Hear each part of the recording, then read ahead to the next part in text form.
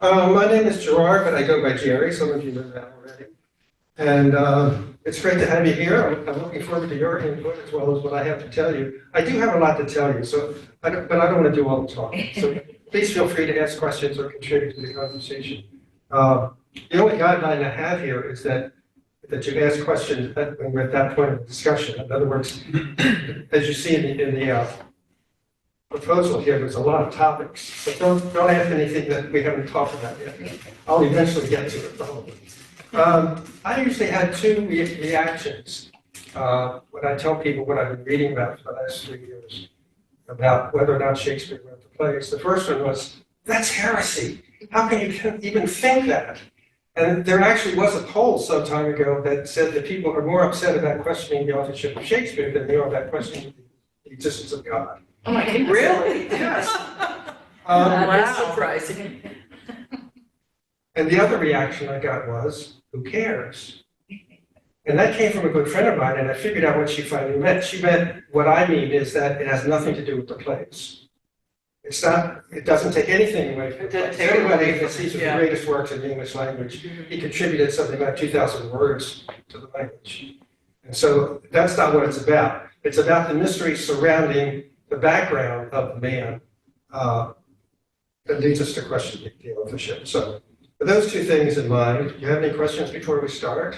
Since it's a small group, do you want to go around and? Oh, okay, I'm sorry. Your name is? Jonathan Burbank. I really, as I was saying earlier, I haven't really read too much of Shakespeare's plays, but I was aware, well, just of certainly his importance in the language and the literature. And then a couple of decades ago, I guess I became aware that there was a serious controversy concerning his identity or the authorship of the works, and I was like stunned. I mean, it wasn't all that long ago that he was alive. And, you would think that there would be, some kind of substantial, how could he do that and people not be sure who he was? So I'm curious from that point of view. Good. Ditto. I'm Dave Poe. I'm a professional skeptic, so I'll ask all kinds of questions. But you're also an Oxfordian. Yes, I am. He lives in Oxford, so does Chad. Well, we won't hold that against you. I mean, because, as you will hear from me later on, that's the term that designates the people who doubt the authorship of Shakespeare, Oxfordians, because they say it's the Earl of Oxford. So that's what's ironic about the textbook. I brought in these books that you can feel free to look at them. It says the Oxford Shakespeare. It's not Oxfordian. It's published by Oxford University. So it's a complete works, and you can see how thick it is. That was given to me as a gift when I retired from full-time teaching, and I haven't gotten all the way through it. I'm Meryl Wilkowski, and I've read a little bit about the discrepancy as to whether he has or hasn't, but I have initially read through all of his plays, and I am starting to go back as I go to different plays that they have in the area. I will then reread that particular play to refamiliarize myself. I'm Lynn, and I know very little about Shakespeare, and I thought this would be a good place to start. I'm Suzanne, and I adore the works of Shakespeare, and I occasionally teach about them. And I find this whole question uncovers the psychology of the people asking as much as it does the answer that you get. So I'll be interested to see how everybody feels about this. And I'm Janet from Oxford, as Jerry said, and got introduced to Shakespeare probably in middle school or grade school. And then in high school, I made a complete cardboard theater in the round for a project. My sister still remembers it. So got a good grade on that one. But and I've read some snippets of plays here and there. I've been to many plays on the grass outside. I love those. Shakespeare outside, it's great. And then little funny things that just draw me in, things like the movie Shakespeare in Love. Oh, yeah. I love that movie. That's That's a something great to say movie. about that. Yeah. And then, my Discover Britain magazine, the latest one I just opened up, had a whole section on all the words that Shakespeare or the plays introduced. Like you were saying, it has a whole article on all these words that were introduced into the language. So that drew me in, yeah, so. And that gets to Zoom. Teresa? Hey, Teresa. Your turn. Hi. You guys are partly garbled in my, in what I can hear. So I just want to tell you that before I start. Hi, I'm Teresa Mulligan, and I learned about Shakespeare in high school, and this course sounded really interesting, especially since we weren't sure if he wrote it. That really got me interested. So I'm here. Thanks. Hey, Teresa. So Teresa, can you Can hear you hear Jerry? me okay? Yeah, I can hear you Okay, that's the right important. now. Yeah. That's not the only important thing. So if we get discussions where people are asking questions, then Jerry, maybe I you can could repeat the them. Sure, question real absolutely. quick. Well, there's Okay. Thank you. Don, Don? introduce yourself, Don. You're muted. Oh, there you go. Now we can't hear you. I think there's something wrong with your sound. We're not getting you. Put your fingers like this, so We I can't, can't hear you. we can't hear you, He understands. but we can't hear you. Well, should we just Oh, well. continue? Yeah, we'll Yeah. continue. And that's Trina over there, who's an excellent help here in the Baltic Yes. Visual Aid, so, Are you ready for the? And I just, no. I'm curious where this is coming from, because I like Shakespeare, especially the comedies, those are my favorites. And what we have up on the screen here are two images, probably the two most prominent images of Shakespeare. And I'm going to talk about them in detail later on, the differences and similarities. But I have a question for everybody. How many of you have read the novel Hamnet? Okay, it's about the life of Shakespeare. It's a novel from what, 4 or 5 years ago. I think they're making a movie of it, or did they already do it? I think so. They're working on it. I haven't Yeah. seen it. Okay, anyway, it's told from the point of view of the wife. And one of the interesting things about it is, because I just realized this recently, is she describes her husband Shakespeare as having an earring in his left ear.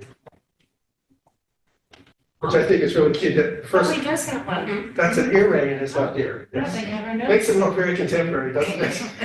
Yeah. So I'll be getting back to those later on. Hamnet, I thought, was a great novel. It's a very detailed description of what it was like to live in those awful times, particularly if you're not a member of the nobility. And at the end of it, her husband goes off and rarely comes home, even when it's about the death of the son, Hamnet. I think he's 10 or 11 years old. Right, that was their song. And they think he died of the plague, but that's not verified. So what happened was, there was an outbreak of the plague in London in 1593, which killed about 15,000 people just in London. Hamnet dies in 1596. But he was about 10 years old, I think. And then in 1599, Shakespeare writes the play Hamlet, which it's considered by most critics the most autobiographical of his works. And that probably reveals the most of what he felt about the time he was living in, as well as about life in general. So it really is an interest. I mean, if you have a chance to read it, it's by a writer named Maggie O'Farrell. And the subtitle is A Novel of the Plague in 1580s England. So it's a fascinating read. It is very well done, even though I don't agree with some of the conclusions. But I mean, she's using her imagination, and it really does work. At the end of the play, when she hears that he's doing a play called Hamlet in London, she can't resist. She never travels, so she leaves Stratford-on-Avon and goes all the way to London and catches her husband coming out on stage at the end of Act One, where it's the ghost of the father that Shakespeare is playing. He's playing the elder Hamlet who was killed by his brother. And so she hears him speaking, and he's speaking to his son. And he coached the actor playing the son, and he had to be too young to resemble Hamlet, because Hamlet was only like 11 years old. But he's teaching the actor playing the son how to behave, how to look like his son. It's a really fascinating book. Anyway, the last thing he says, the last thing that the character, that the author Shakespeare in the play says to his wife in the audience, he recognizes her out of the corner of his eye. She's right in the front. And he looks at her and he says, "Remember me," as if he's the son speaking. Do you remember that? It's a very moving scene. Yeah. And then he goes off stage, and they reunite afterwards. But I don't want to spoil this. Anyway, it's a great book if you have a chance to read it. It's wonderful. Yeah. So now we're going to talk about the Elizabethan age. I think I'm ready for my first slide. And there it is, Queen Elizabeth. She was the daughter, obviously, of Henry VIII and Anne Boleyn. She was only 2.5 years old when Anne Boleyn was executed. I don't know how she was informed of that or what its effect on her was, but it's so typical of the times. It was a really cruel time period, and the crown was very, self-preserving and guarding the truth and everything. So anyway, so that's who she was, and she was barely 3 years old. She becomes queen in 1558, and she dies in 16. I'm sorry, I have all this right in front of me. 1606, I believe. So what you see is typical the way they depicted her with these elaborate collars around her neck. And the background of the first image is of the Spanish Armada being defeated. So that's it's called the Armada portrait. The portrait on the right is from some years later when she was wearing a lot of heavy makeup. And actually, when the end came for her, she declined rather rapidly in the last year of her life, according to the documents that we have. She appointed as her chancellor a man named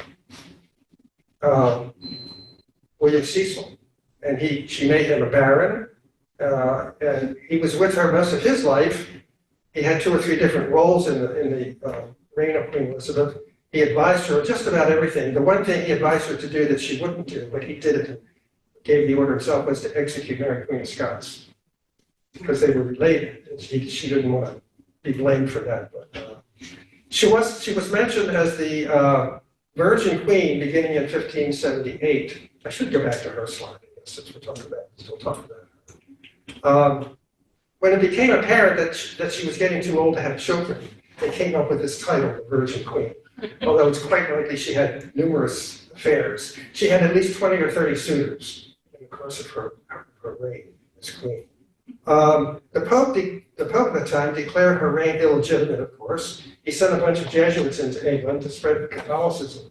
So the big concerns during her reign were, first of all, will she have a successor? Secondly, how will she deal with the Catholics? It was a Protestant Catholic thing. She had a conflict with Parliament on a number of occasions. She overruled them sometimes. And then finally, there was the threat of external invasion from Spain and other people. So the Spanish Armada, from my reading about it, and some of you may know more than I do, the Spanish lost more because of the weather than because of the British forces. Every time they tried to sail across the channel, there was a disastrous storm, which is kind of interesting. She ended up not wanting to be outruled by Parliament in governing the country. So, but she was frequently at odds with the Parliament. Mary Queen of Scots was executed in 1587. The Spanish Armada sailed from England in 1588. What she did after the Spanish war with Spain was all these sailors and soldiers came back to England, and she didn't pay them anything. She didn't pay them what she owed them. So they became very poor. And there were riots against her by jobless soldiers and poor people.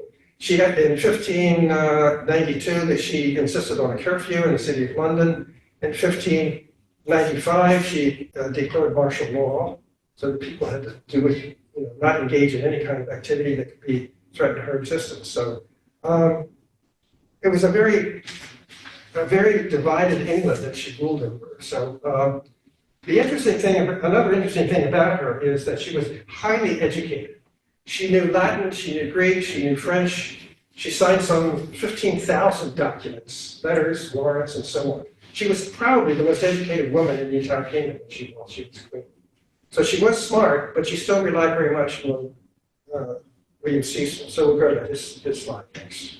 William Cecil is important because when the 16th Earl of Oxford died, his son was only 10 or 11 years old.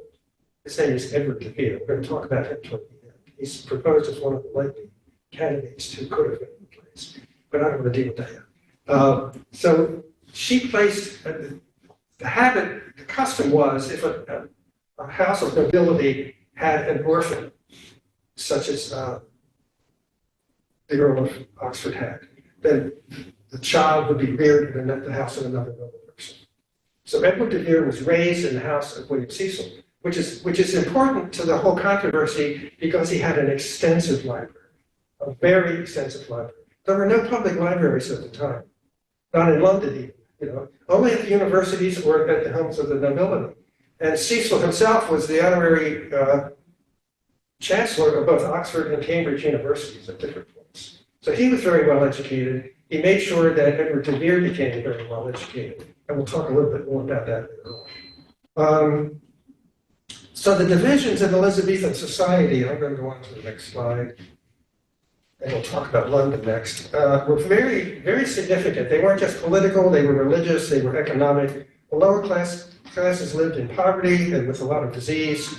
Punishments for any kind of offense against the crown were very harsh. What do you see in the bottom right-hand corner of this slide? It's London Bridge, right? Oh. What do you see on the tower on the side of London Bridge? I can point it out. Heads, Right there. those are heads. Here, I've got this cool thing. Am I using the right one? Here, I can. Right here. This is the entrance to the London See Bridge. pikes above it. Those are heads or poles of people who have been recently beheaded, most of them for acts of treason or whatever. How do I get it smaller again? Oh, there you go. I have to do it. Thank you, thank you.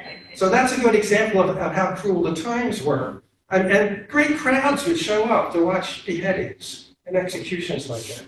It was a kind of, not a form of entertainment, but a form of, getting people out of the house and coming to see something that everybody was fascinated by. So this is a view of London later on, around 1616, I believe. And how many people have been to London? I'm sure a number of you have. Good, great.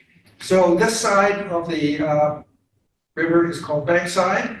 Technically, it's called Southwark, Southwark, you see it there.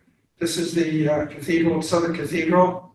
And over here, we see the beginning of the theaters that I'm going to talk about in a minute.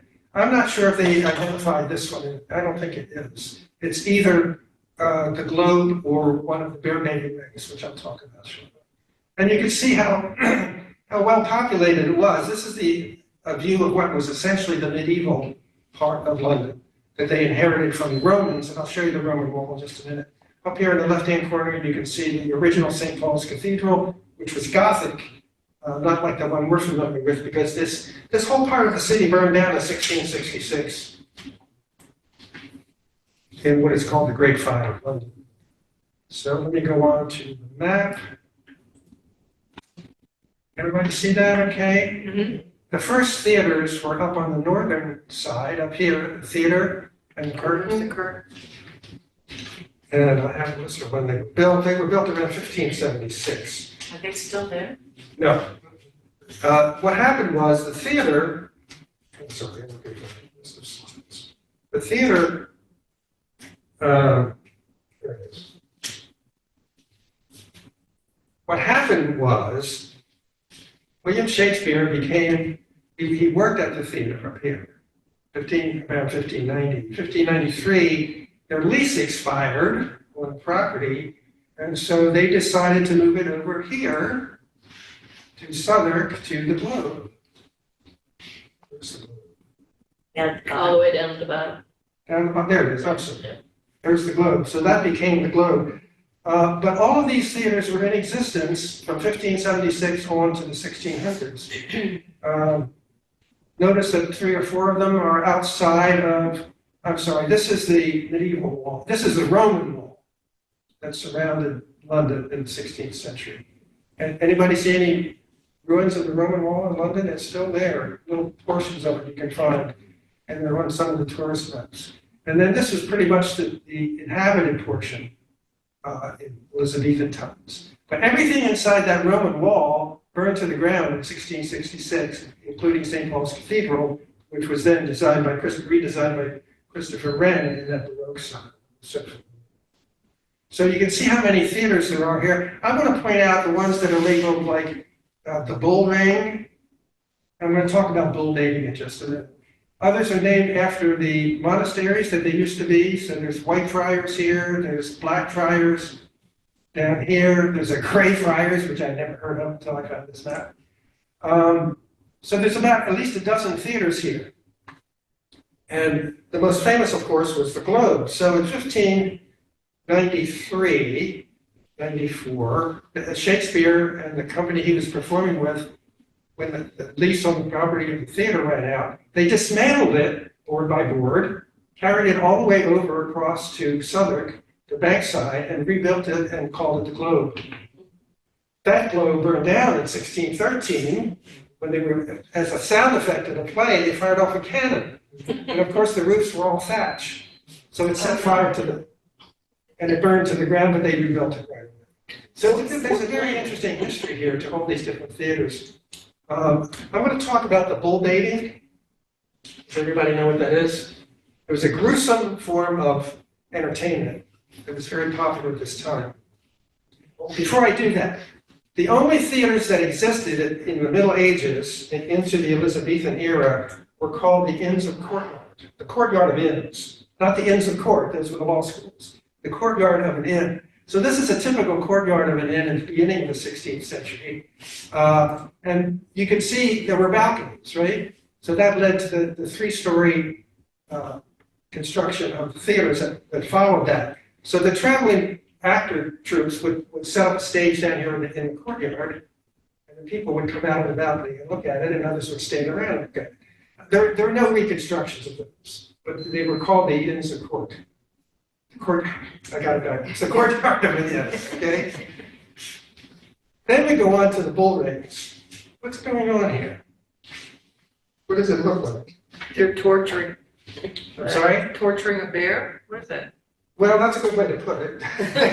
The dogs, there's a couple of dogs down here. Yeah. The dogs, the way animal baiting worked, and it wasn't just bears, it was bulls and other large animals. This was a form of entertainment for the average people, and not just for the average poor class people, but even the monarchs enjoyed watching it. They never came to these rings. I don't know where they did them in the palaces, but they would release a bear. This isn't a very big bear, as far as I can tell, into this ring, and it was the same shape as the Globe Theater. It was a round, circular thing, and there was at least a lower level, if no balcony. We don't see any balconies in this one. Well, something happened here. This bear got a hold of this woman's dress and was pulling it down, which drove the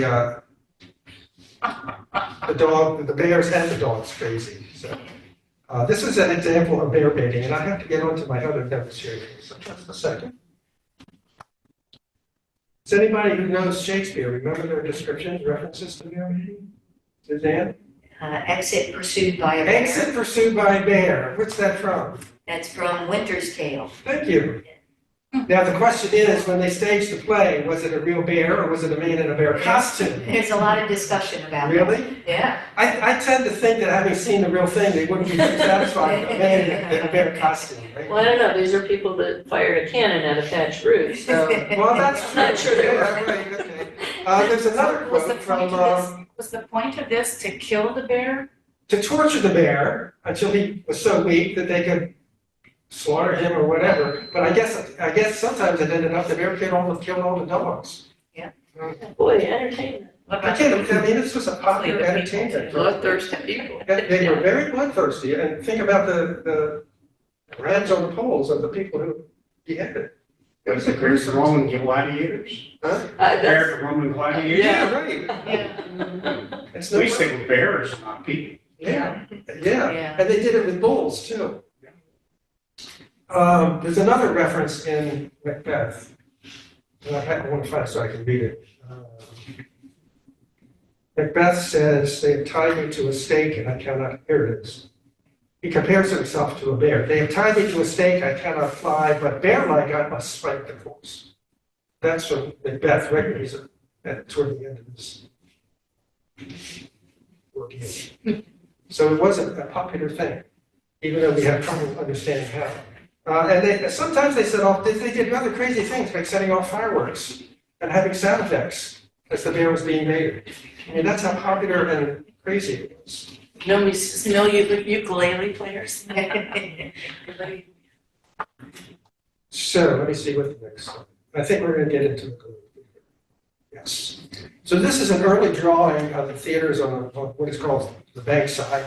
We don't know which ones these two are. They're not labeled. I think the one the largest one is meant to be the globe. And notice it's not perfectly round, it's many-sided. And then in the background, we know that there was another one nearby called the Rose, as well as there's another one that's used for the baby bears. So Bankside is the big. He heard my comment about ukulele.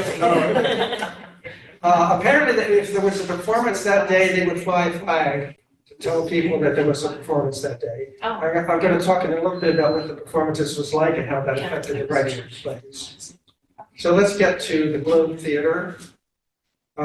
This is labeled the Globe Theater in the drawing, so we know that's it for sure. And this looks more like it's perfectly round, doesn't it? The thatched roof is a pretty prominent part of it. And this is a reconstruction, it's a drawing or a painting of what it probably looked like. And I think most of you are probably familiar with the features if you've been to the current Globe in London. So there was 3 levels of seating here, and the groundlings stood here. The cheapest entrance was for the groundlings. The farther up you sat, the more expensive the seating was. Janet, you Mine mentioned. wasn't quite that elaborate, but the shape was good and I had the stage and everything inside. Oh, in the model. Yeah, and I had the railings and everything.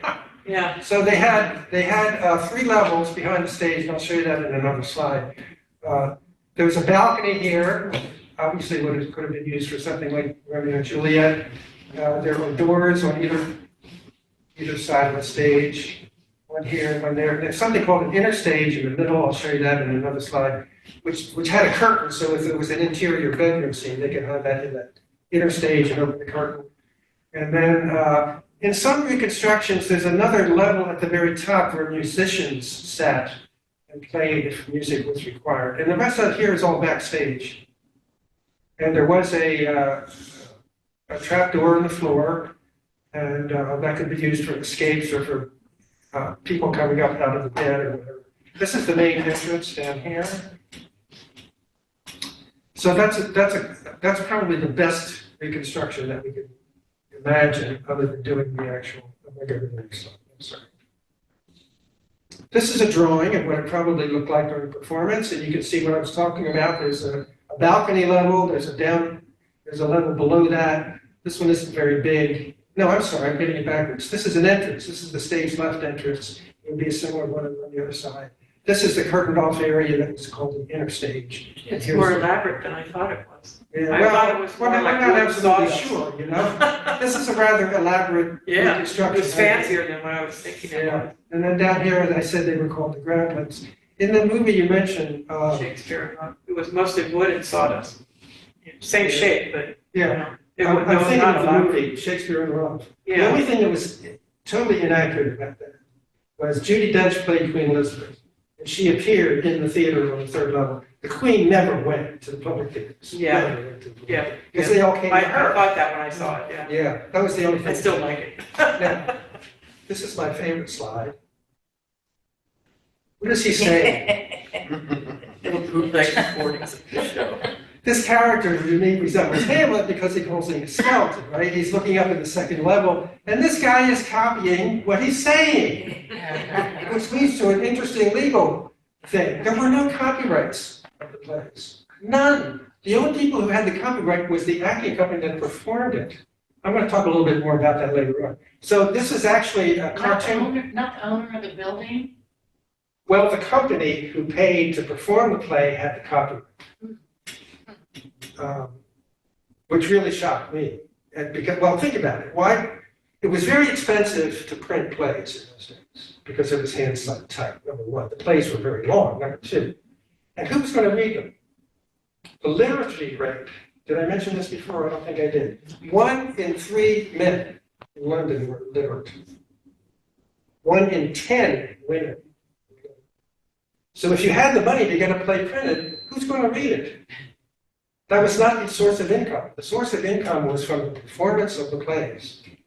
So they went out of their way to have as many new plays as possible. Some 6,000 plays were written during the Elizabethan period. We have less than 600 this year. Wow, that's amazing. So it has to do with the copyright law, and it has to do with the fact that the literacy rate as well, which is totally different than what we have today. So I'll talk a little bit more about that. So this guy's copying. Why is he copying? Number one, so he could take it back to his theater, they could perform it without paying a fee. Or number two, he wanted to take it to the printer and have it printed. So Shakespeare, what is called the first folio, the collected works of Shakespeare, was in 1623, like 6 years after his death, 6 or 7 years after his death. And it was published by two men, two former acting friends of his. But when they went to put it together, there were so many variations of the manuscript for the different actors who performed in it, changes that the company may have made from one performance to the next. It took them quite a while to decide which version of the play that they were going to end up publishing. And of course, all the subsequent publications are based on the first folio, what's called the first folio in 1623. But that was not an easy thing to do, to get all the variations of the plays. So this was in the New Yorker about 6 months ago. I almost died when I saw it. I said, wow, that's a great illustration of what I'm talking about. So go on. This is the current reconstructed Globe Theatre in London, which I know some of you have been to. I did a tour. I was not there for a performance. But it pretty much follows the plan that we've seen, the drawings that we've seen before. How many people did it see? Between 2,000 and 3,000, I think. Really? Yeah. Doesn't look that much, does it? Jerry, I have a question. Sure. How does seating work in this like payment? Because I know in America, being on the floor is the most expensive seat, and being up in the It's the balcony opposite. is they don't have cheapest. seats. Is it still? Cheapest seats are the people who have to stand up for 2 hours. Is that still? Is that true? I in don't know. Europe I haven't still? been to a performance there. Is anybody? Has been to No. a reconstructed Globe? No, I just floated cast it on the tap. Yeah. Yeah, I just wondered if they still go with the authentic. That's an interesting point. That's, yeah, it's Yeah, the because reverse. it's the I think reverse it's the now. reverse. I wouldn't want to. But it's open air.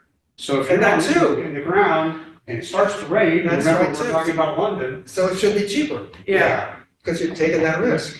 yep. Does everybody know who Mark Rylance is? Yep. What's he? He's an actor. He was the artistic director of the Globe. He was, when we built this one back in the 70s, 80s.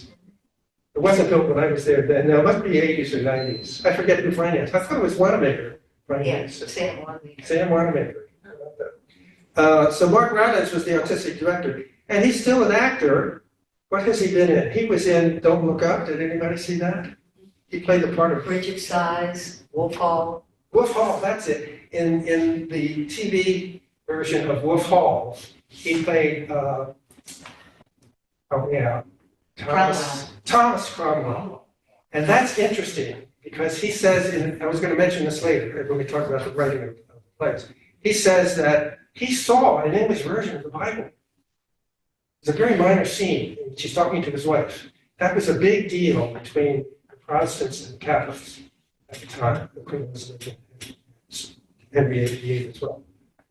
The Catholic Church wanted people to have to depend on the interpretation of the Bible by the priests.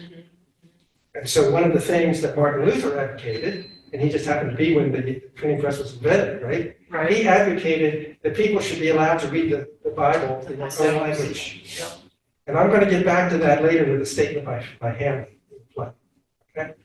This is great. I love the feedback you guys are providing here. Okay, there's another form of entertainment in the Elizabethan era, and it's called the mask, the court mask.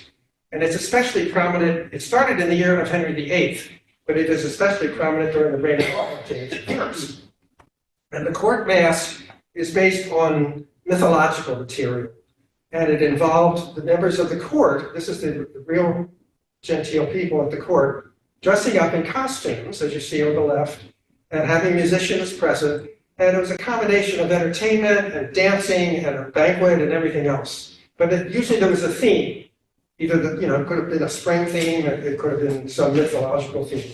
And it was the favorite form of entertainment of the nobility at the court of Queen Elizabeth and then James I. James I actually hired two people. He hired Ben Jonson to write some of the masks, and he hired a man named Inigo Jones to design them, the costumes, as well as an architectural space I'm going to show you in a minute. This is the banquet hall at Whitehall.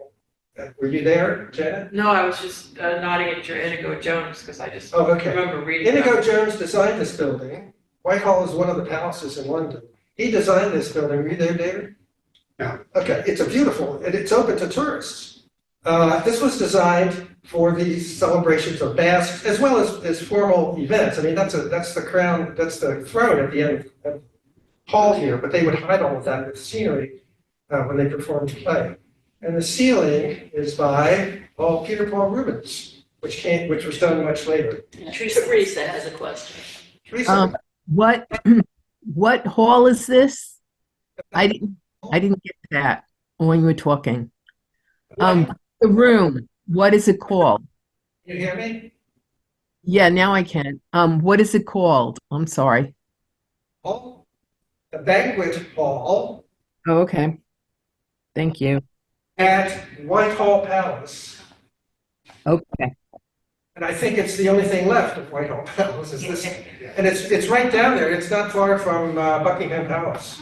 And it's open. It's a beautiful place to go in and look at. I don't know what they did with the windows when they performed during the day. They probably put curtains over them. Anyway, so Inigo Jones designed not just costumes, but this beautiful building, which dates from the time of James I. And here he is. James I, who succeeded Queen Elizabeth, she made her wishes be known to William Cecil, Lord Burleigh, her main advisor, that when she died, she wanted him to be brought in as the king. He was the James VI of Scotland, but he became James I of England. His son, it gets really bad from there, his son was Charles I, who was subsequently beheaded during the English Civil War in the later 1600s. And they experimented with a republic, which didn't last very long. So then they brought back his son, this guy's grandson, Charles II, who wasn't much better. He had 8 or 9 illegitimate children by various women. And then came 1666, which was the Great Fire of London. So things really went downhill from the reign of Queen Elizabeth. Wasn't he the son of Mary Queen of Scots? Yeah. I get very confused about that lineage. I mean, there were so many children of Henry VIII by different women. But I mean, Elizabeth, I think it's fortunate that Elizabeth ended up being queen as long as she did. But not without challenges and stories about having somebody else. I didn't put this together until fairly recently. The King James Version of the Bible was printed during his reign because he was very, very knowledgeable about theology and he approved it. And that's why it's called the King James Version of the Bible. You were talking about books. If you haven't read God's Secretaries, which is about the writing of the King James Version of the Bible, the whole process they went through, the translations, they went back to sources, ancient sources, to try to figure out what the actual text ought to be. And I'll probably get this wrong, but one of the interesting things about the King James Version is that whereas Shakespeare has something like 30,000 words, I don't know if that's right, Jerry, or not, but I've heard a number like that. Apparently, the King James Version has something less than 1,500. And yet they are both milestones of the English language and not that far apart in time. Wow. And what's the book called? What's the name? God's Secretaries. Okay, God's Secretary, that makes sense. Good. So we're back to this now. We're going to talk about the various portraits, images of Shakespeare, as well as about how the plays were performed without any royalty going to the playwright. It just boggles the mind today. So there were these two images of Shakespeare. The one on the left was done by a man named John Taylor, who apparently knew Shakespeare personally. And so we believe it's a fairly accurate portrayal of him. The one on the right was an engraving that was done by a German artist after Shakespeare's death. That one is widely known because it's on the front cover of the first folio, 1623, and it's been widely reproduced. The Folger Shakespeare Library likes to use it. You see this image everywhere of Shakespeare. What's wrong with it? No, The head doesn't connect to the body. Good! Yeah. You read about this. No, Really? it's obvious looking at it. Yeah, the head is not connected to the body. it was done with AI. It was done by AI. Bad Photoshop. Some people claim he has two right eyes. I don't see that. Oh, they do look the same, yeah. No, if you put your hand over one and then the other, they're different. Okay, and some people say that the jacket below is also not correct because they don't match identically. I don't know. Well, his I head's think way too the big. point is that the one on the left seems to be a fairly realistic kind of portrait. Mhm. And it was done by a man who apparently knew Shakespeare. So that's the one that most people will accept. Is the one on the left, is that an earlier one than the one? Yes, right? it was done Yeah. while Shakespeare was alive Right, okay. by someone who knew him personally. So Yeah, the one the right artist kind named- of looks like a caricature. Exactly. It does. Exactly. However, the noses and the lips and everything are the same. Yeah, he's got a long nose. He's got a mustache. The shape of the nose and the lips. Yeah, and he's kind of going Eyebrow. bald, slightly bald. So the one on the right was done by someone who never actually saw Shakespeare as well. But I think you're right. It looks like a caricature, but it's still very widely used. So I just wanted you to see the I difference. like the expression on the realistic one. He looks like he doesn't suffer fools. From his That's right. expression. That's a good point. Too. There is another image of Shakespeare, which is in the handout that I gave you today.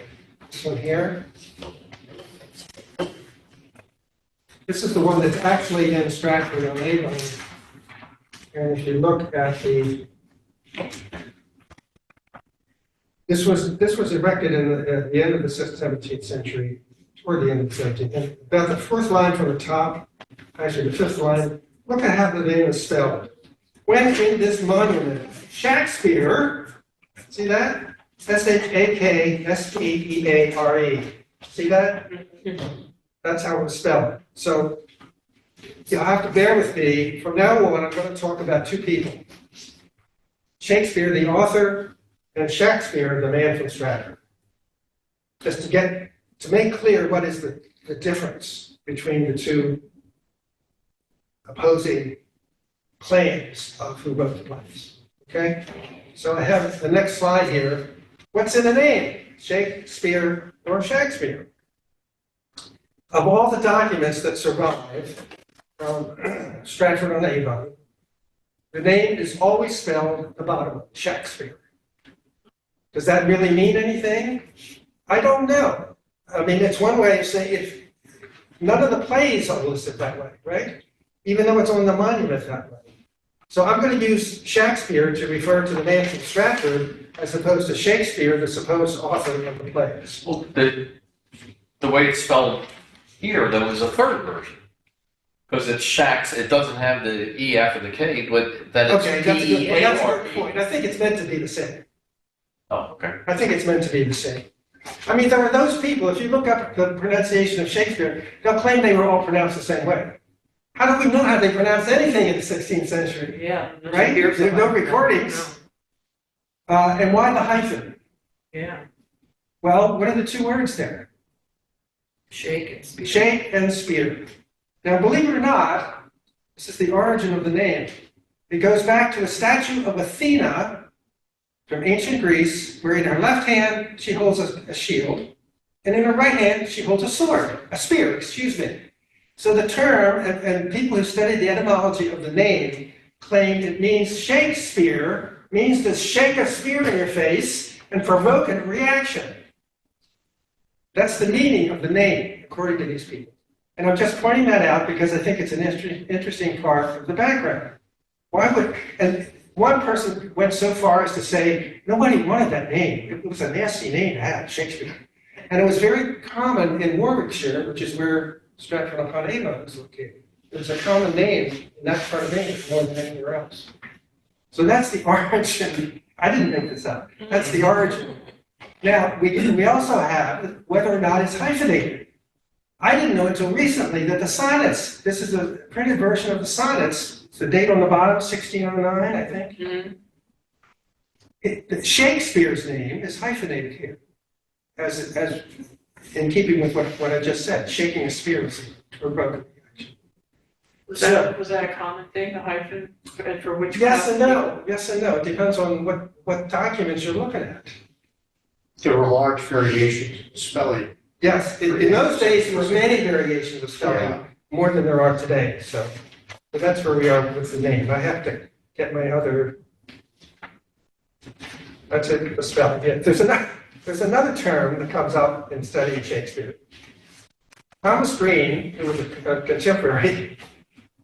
You know about him? Yeah. Oh, good. There that is.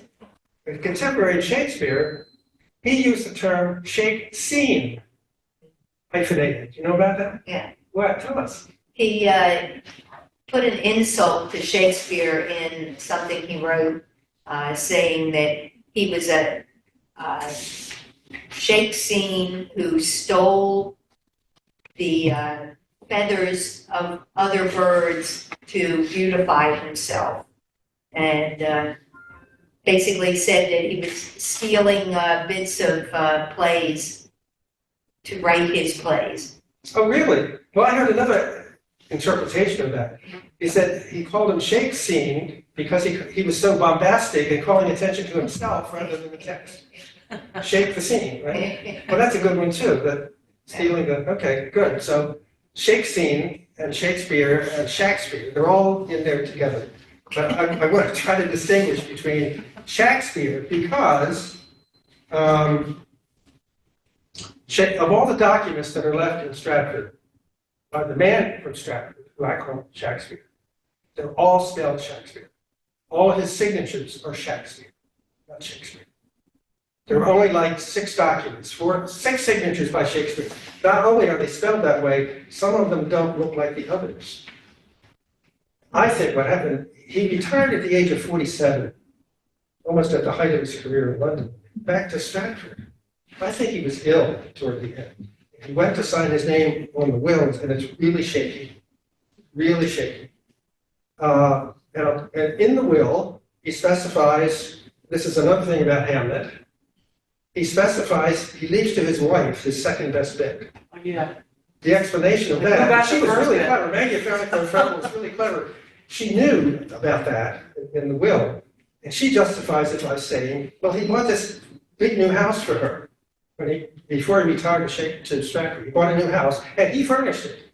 And she must not have liked the bed that he bought. She wanted the original bed. And that would explain why he does that in his will. His second best bed is left to his wife. Now, the interesting thing is, he left no documents other than legal documents, no manuscripts, no books, nothing. Not even any reference to it. No, no. I read, yeah. So I'm going to talk in a minute about Edward de Vere and why he is now the favorite alternative to Shakespeare, because Shakespeare left nothing. I mean, how could you write all those plays and not even have a single manuscript that you would leave to your family? And let alone any books. I mean, there weren't that many books to begin with. Anyway, so now we're talking about this whole thing about the right to publish books. Right? So Shakespeare wrote all of these things, but they were performed. The right to publish them was given to the theater that performed. It was that simple. Because, like I said before, there weren't that many literate people to buy the copies. It was expensive to publish them. So the theater company could do them, could take them to the publisher if they wanted, or the actors from the theater company. Here's the other thing about the performances of his plays. The companies were all operated in a repertory system. Many critics and historians say that they rarely performed the same play 2 days in a row. Can you imagine they have to learn how many plays they have to learn to have a variation? You must have had better memories than I I guess I had. have a couple of questions. I mean, one is, if the theater owns or the company owns the plays, they might have had their own internal rules about where the writings of those plays, should be kept. Right. And the other question, I guess, going back to what you said about the fact that he passed away and there were no manuscripts, what about his contemporaries? When they passed away, were there lots of manuscripts for Well, them? I don't know, because the only thing I read was that of the 6,000 plays that were written during the reign of Queen Elizabeth for that century, only 600 survived. What happened to them? We don't know. So, Who were his contemporaries? Well, Ben Jonson was one, Deckard, Kidd. Thomas Kidd, Yeah, Webster, Green, yeah. was there one named Henslow? Henslow was the guy that Ben raised Jonson was- the Yeah. theater. I'm going to show you a video clip shortly in which this woman tries to trace a paper trail for Shakespeare. And she has paper trails from all these other playwrights. But for him, nothing. So that might answer your question. Okay? so you have a theory. There was one point, there was a collector in the early 1700s who had manuscripts from Shakespeare, handwritten manuscripts. No, these were not fake. He didn't want to have to loan them to another collector because the collector was another nobleman. So if he asked to borrow it, he would have to loan it to him because, he can't say that he wouldn't bring it back. So, but he knew this guy intended to keep things, so he didn't want to loan it to him. So he hid the manuscripts in the kitchen because he knew that a nobleman would not Go in the kitchen, right. and the guy stayed and stayed and stayed, and a couple of weeks later, he finally realized he wouldn't get anything out of him, so he went on home. And the guy went to the kitchen to get his manuscripts back and found out that the cook had been baking pies lined with the manuscript pieces. Oh, my God. So Is those this are a the true story? This is a true story. And so the only manuscripts that we absolutely know were written by Shakespeare and were in someone's hands who knew what they were all burned up baking pies. I don't think pies were good. They talk about that. So I'm going to read a statement here about the ownership of the plays. Playwrights were normally paid in increments during the writing process, and if the play was accepted, they would also receive the proceeds from one day's performance.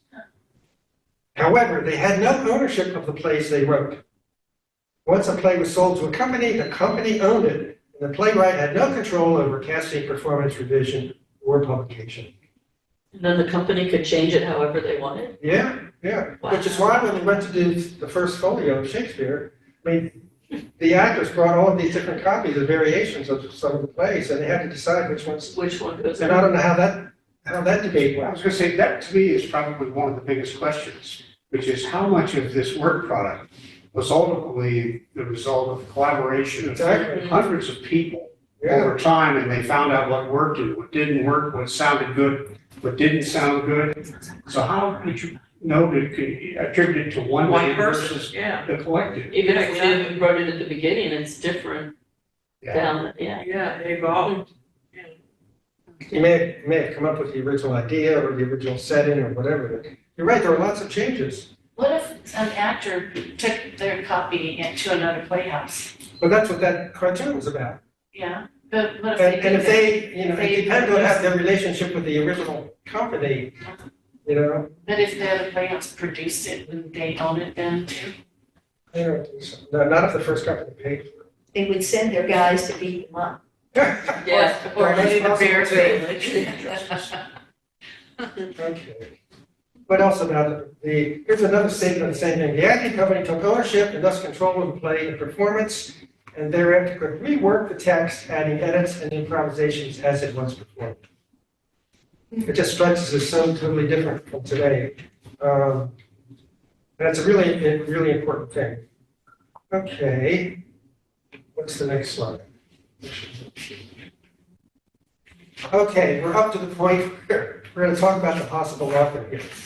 The first man, this goes back to the middle of the 18th century. Do you have a list of other possible playwrights that I have in there?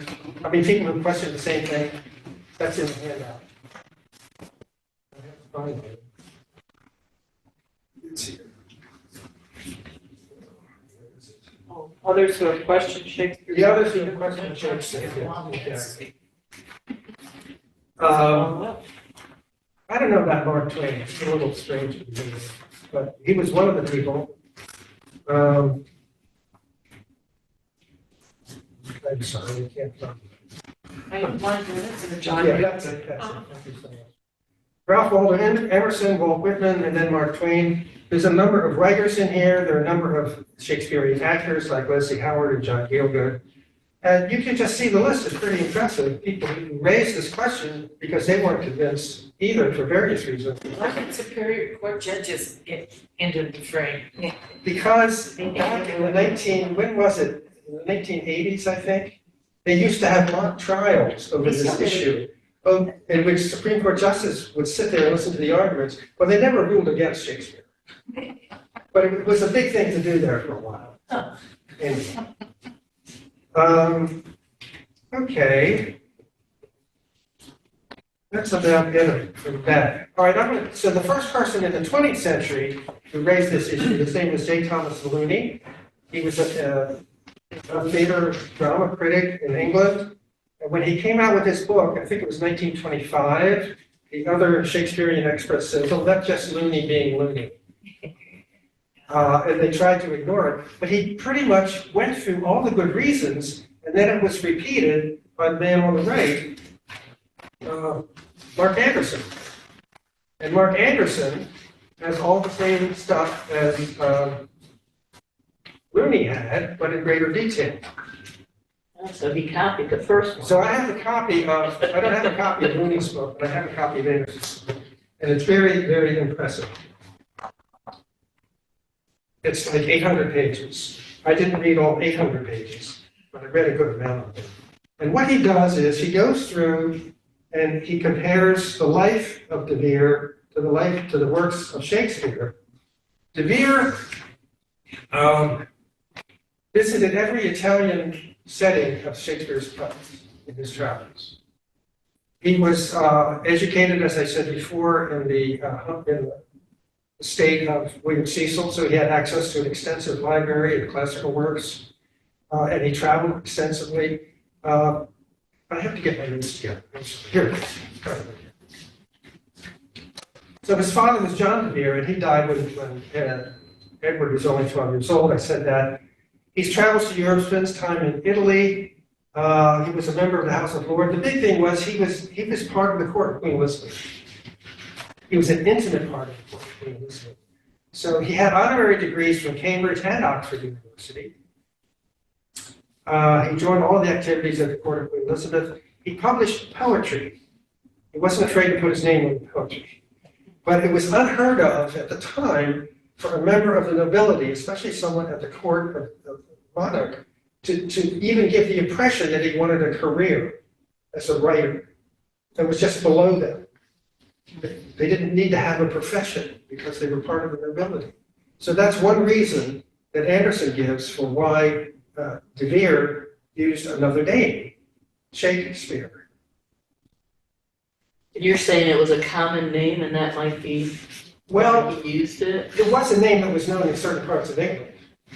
When did the E come in? It was all Shakespeare, you said before. No. Shakespeare refers to the man from Stratford Okay. who left behind no documents, no manuscripts. We know he was an actor, and that part of the story is true. We don't know that he wrote a single play because there were no surviving manuscripts. He mentions none in his will. So that's Shakespeare. This is the man who wrote under the pseudonym of Shakespeare. That's the theory. Oh. And I'm not saying yes or no at this moment. Is there any indication, I mean, was that just a coincidence that he chose Shakespeare to write under, and there happened to be this other guy. Well, that's an interesting question. Or I don't know. Did he know of the man from Stratford? He probably did. Because he went to the theater. Yeah, I was gonna say, if he's an actor, he would know. No, he wasn't an actor. No, I mean, Shakespeare was an Shakespeare actor. was an actor. So if he went yeah. to the plays. So, and Edward de Vere apparently did go to the theater occasionally, unlike the other members of the nobility. Shakespeare must have been a successful actor because he ended up, retiring at 47, building Yes. this great big house. Well, he became a shareholder in the company. When they built the Globe, when they moved the theater down to the Bankside, they built the Globe, he became a shareholder. I call him an actor-manager. I mean, it was the equivalent of being almost a director in today's theater. And somebody had to organize the production. And so that's what I think his role was. Besides being an actor, he was an actor-manager and a stakeholder, partial owner. So that's how, you're right, he built up his money because toward the end of his career, he bought acreage in Stratford. He bought several hundred acres of farmland, which he then leased out. And then he bought this new house for his wife. But then in his will, I mean, I think he mentions the land, but he doesn't mention documents. Is there anything, has anybody found anything that they might have known each other? I mean, That's the question. could he have here, been and I have passing these not come along to across that, Shakespeare too? other than the fact that De Vere apparently went to see the theater. Yeah, I just wondered if he wrote the stuff, passed it on to him and said, do what you will with it. But he didn't want to be known as a playwright, Edward de Vere, Or you even were- though he wrote some poetry. So Shakespeare, the man from Stratford and the actor, was performing in plays that were attributed To this to man. Shakespeare. Well, under the name of Shakespeare? I don't know what the name was in the place, if there was a program at the time that listed the playwright.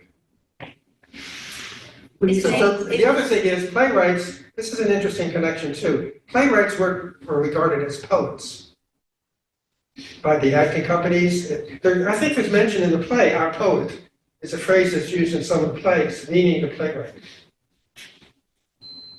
So that's a really good question. Did they know each other and Because Edward de Vere didn't leave anything behind, right? he didn't leave any of those manuscripts? That's a good point too. I don't think so. But he did write poetry. Did he leave any of his poetry behind? Yes, he Is did. All there his any poetry- similarity He between actually his poetry? published his poetry. So if you read this book, like I said, I didn't read all the 100 pages of it. One of the things that Mark Anderson does, he compares the poetry, That's what I was gonna ask. he compares the poetry that De Vere wrote to the sonnets of Shakespeare. Yeah, And there's a great similarity there. I didn't read that whole section because I'm not into there's a the great sonnets. similarity. That's But interesting. that's one of the things he does here. He compares the writing style, he compares the themes, the contents, and so on to the great plays of Shakespeare. Did he compare the handwriting on the Thomas More play that they think is the only handwriting by Shakespeare? I don't know. Shakespeare. We could look up Thomas More in the index here and see if there's a reference. He references like 150 some people from reading the Like I said, I didn't finish reading this in time. De Vere, you said, had access to this library and that he was educated. And I'm assuming that educated in those times meant that he knew Latin and Greek. I think he did. He knew other languages, that's for sure. The reason I ask is that, one of the things that I remember hearing when I studied Macbeth, for example, was that the witches that appear in Macbeth are built upon the characters in Aeschylus, which of course was in The Greek. Furious, the The face. Furies, yes. Really? That's interesting. Well, that's what they told me. I mean, Okay, well, I could see that. That makes sense. I could see somebody saying that. yeah. Okay, other reasons about why he gives for the authorship. Toward the end of his life, well, in 1586, the Queen Elizabeth granted De Vere an annual stipend of 1,000 British pounds, which is quite a stipend for the rest of his life. We don't know why. It's a good chunk of money back then. Yeah, we don't know why. So it's like, did they have a personal relationship that we did that? Was it had to do with his writing? We just don't know. Oh, I thought it was It because says here it's your for his previous financial line problem. he saved. Well, he did have financial problems. He was so into writing and to literature and poetry that he neglected the everyday duties of a nobleman over his estate. And so he got into financial troubles. And she gave him that stipend.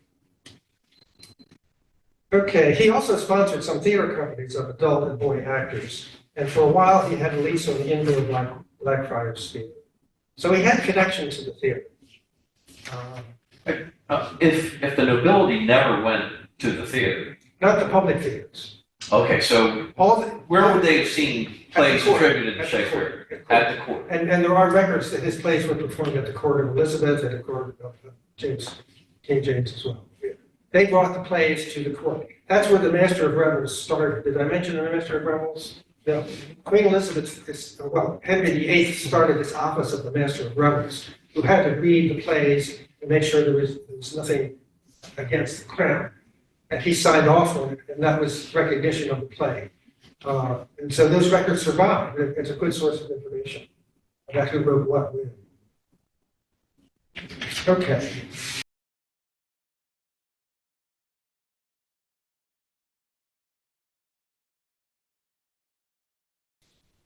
I just bought this one recently, and he uses the phrase "shake scene." He acknowledges that, but the bottom line is he's very much in favor of the traditional Shakespeare.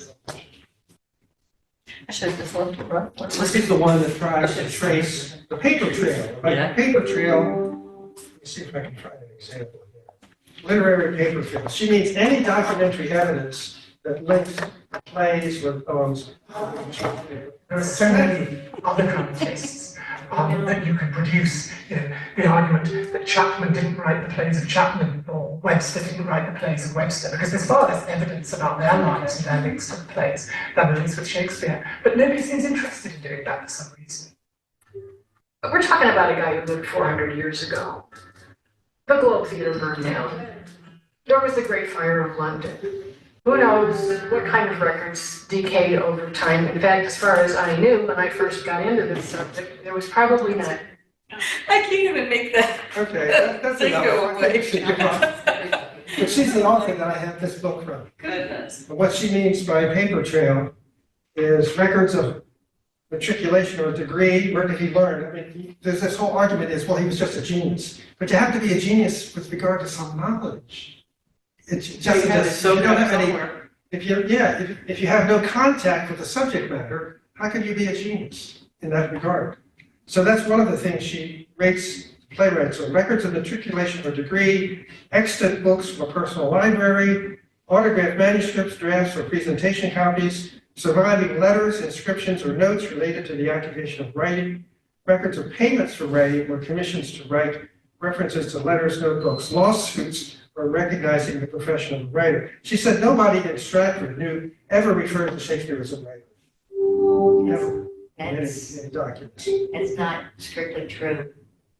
Right? There were people that wrote letters to him while he was in London, From Stratford. from Stratford, that talked about his work in the theater and his writing, and tried to borrow money from him, basically. Okay. So, Okay, There was Shakespeare of Stratford. I could not find any contemporaneous they're evidence. still around. Oh, those letters are still around. Yeah. I haven't come across any reference to that. Uh, I believe you. That's amazing. Fields the printer and Quiney, the father of the guy that his daughter eventually married. Both of them wrote to him Okay. in London. I think I did hear about one of them. I have a question. It was mentioned earlier that Edward de Vries, is it, that he had actually visited all of the locales mentioned in Shakespeare's plays, Well, all of the Italian ones. all of the Italian ones. So let's just keep it at that. Okay. Is there anything in Shakespeare's plays concerning those locations that would not have been obtainable through books at that time? In other words, that might be because of the author's personal experience in those locations. So one example I read about is like some of the customs or ceremonies that were performed in these foreign countries like a wedding. That Shakespeare, the author, knew what they were. So whether he got that from other people who traveled there, I mean, as far as we know, Shakespeare never left England. There's no evidence that he ever left England. But there were lots of people in London who had left it. Oh, yeah, right, and they could have told him that. Sure, they could have told him that. Okay, so yeah, it wouldn't necessarily have been in a library or information from a library, but The other thing that Anderson talks about, and so does this woman Price that was on there, his parents were, did I mention this? His parents were illiterate, his wife was illiterate, and his children were illiterate. So if he's a writer, how could he not do something about that? His children, at least. Teach them. He wasn't home. Well, He was after from age 47 till he died. maybe because they were girls, I mean, he had Hamlet, but he died early. Yeah. So I don't know what the girls answer weren't is. usually educated, right? That's true too. So- That's true. Is that part of the reason why only men acted in the plays? Because they could read? It is one of the reasons. Yeah. But also, wasn't there some sort of a convention about women appearing Oh, yeah. in theater, and that was somehow considered scandalous? So in Hamlet, there's a line that Hamlet uses when Rosencrantz and Guildenstern come to visit him the first time in Denmark. He asks him how things are with his uncle and the kingdom and everything. He says things are pretty bad. And he says, there is nothing either good or bad, but thinking makes it so. So it's very contemporary. The truth is whatever you want to think it should be or think it is. I find that an amazing statement. And we learn from the play that Hamlet went to Wittenberg, which is where Martin Luther taught, posted his 95 theses. How did Shakespeare know all of that? How did Shakespeare know what Martin Luther King taught about scripture or truth or anything? That was like argued in the streets at the time. Martin Luther was a very famous man. Yeah. Yeah, but how many people knew the implications of what he said? Oh my gosh, they had the whole English Reformation that was Okay. built basically on, I mean, originally Henry VIII, he obtained the title of Defender of the Faith from the Pope by virtue of, opposing Luther. And then when it became more convenient for him to be a Protestant, he went his own way. I mean, I would assume that lots of people knew about Martin Luther in London. Okay, I accept that. Sounds good. The statement also strikes me as being very contemporary. The truth is what you want it to be, what you want to believe it is, which is true. Maybe that's Perception is reality. perception of reality. That's- Exactly. I mean, cynicism is hardly new.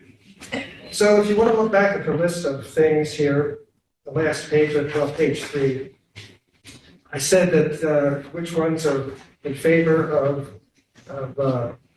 William de Vere, the first Shakespeare identified, Shakespeare by another name, Shakespeare beyond doubt. Then the next 3 are definitely in favor of traditional Shakespeare authorship.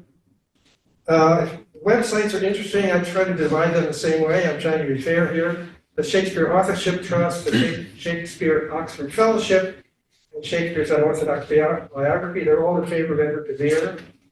Shakespeare Documented is an interesting website. They accept any kind of document that seems to deal with Shakespeare. So they accept both pro and con. And you can find all that online. And then the last 3, the Folger Shakespeare Library, the Birthplace Trust, and the Royal Shakespeare Company. This was published in the 1960s by the Folger Shakespeare Library. And they just dismiss any claim against the authorship of Shakespeare. And they use that image of the position. Is that a reprinting of the first photo? Oh no, this is like a study Oh, by one of the members of the library. So, and then down at the bottom, the video, Tom Regner he was the president of this, of the Oxford Shakespeare Trust, which promotes de Vere, the Earl of Oxford, as the author. And he has a wonderful video. I didn't show it. He died of COVID about 3 or 4 years ago. but it's a very interesting video, which you can find online. You can find all of these online. Is Shakespeare Dead? That's kind of a popularized version. Diana Price, she was in the video that we tried to watch. And Derek Jacobi, everybody knows who he is. He had a television program about monk TV. I found it on YouTube. This is broken up into different clips, but the one we were watching, I have it, the 12-minute one. I watched that Do one you want too. to, want to watch some of that? I mean, But wanna clear it up? It's too late. Yeah. I want to watch about 15 minutes. Unless everybody wants to. Yeah, well, we could watch it after you finish maybe, but I'm curious what Suzanne's thoughts are now Yes, that we've yes. gone through all of this. I would say that the most influential things I've found in the plays are the flowers that he describes, because they're all from around Warwickshire. They're not from around Essex where the beer was from. If you get into the plays and start tracing just line by line, you can see where he's giving a nod to this character's in another play by another person, that, you know, that character, you know, over there, lifts a line here, reworks a little bit of history that would be taught in grade school there, you know, things like that. So you can see somebody that isn't making it all up straight out of his own head. He's like a magpie picking things up here and there. And the things he picks up from are not the things that you would get if you were an aristocrat. You know, he also picks up things like the way that sailors swear, the kind of knots that they use, the tools that you use to make a glove, things like that, the things that would absolutely not be something that an aristocrat would be exposed to. So the details in the play convince me more than the things that people always point to, like how would he know about Italy if he didn't go there? Well, the thing is, he doesn't know that much. He has Bohemia have a seacoast. There's no seacoast in Bohemia. I mean, this is obviously somebody that's heard the name Bohemia, knows it's somewhere over there. I did read about that example too. Yeah, and, you know, so the mistakes he makes in the plays convince me more of him being a regular guy than, you know, Another good example of that is my wife gave me for Christmas a calendar of Shakespeare's insults.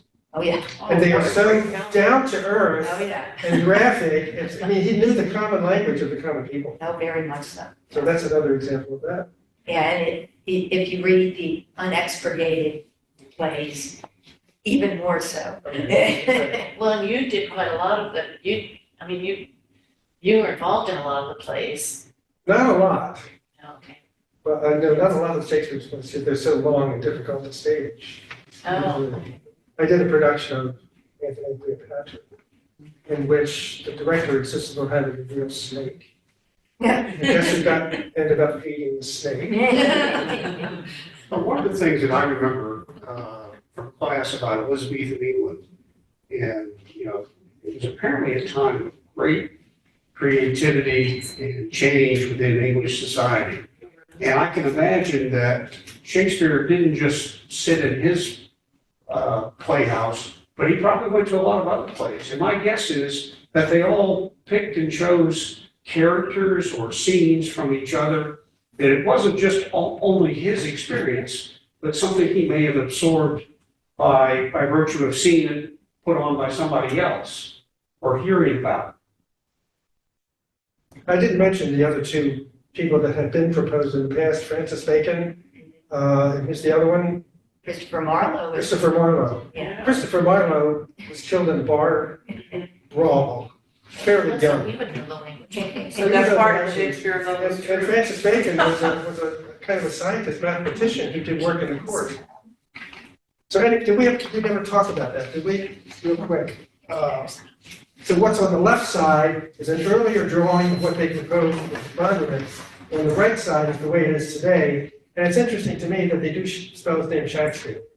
But the difference is Shakespeare has his hand, is holding a pen in his hand and has a document there, like he's writing.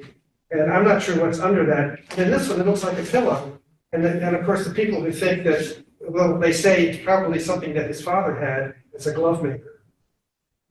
It's fabric of some kind, or an animal skin or something, but we don't know. My bottom line is, I think there's a legitimate controversy. But I don't think we're ever going to solve it. No. After 400 years, we're never going to know the bottom line of which one of these guys did. But there's a strong case both ways. Well, it's interesting. But the best thing is that the place exists. The play survived. Yeah. It's not about the plays. They're brilliant, they're interesting, they're fascinating, but so much has been lost in 400 years. I wonder, will Oxford Community Center be doing this again? Weren't they doing some outdoors They last did. year? Yeah. That'd be fun. Yeah, they've done that several times. Yeah, if you hear of that coming up, let me know and I'll Oh, put it okay. down in my Shore newsletter. Shakespeare. Huh? Shore Shakespeare. Shore Shakespeare. Shore Shakespeare, yeah. They did, And they have open casting for anybody who wants. they did a Midsummer Night's Dream last summer. Yeah. And my grandchildren saw it and loved it because they played on this crazy music. It was Well, thank all- you all for coming. Well, thank It's you. really It was great here.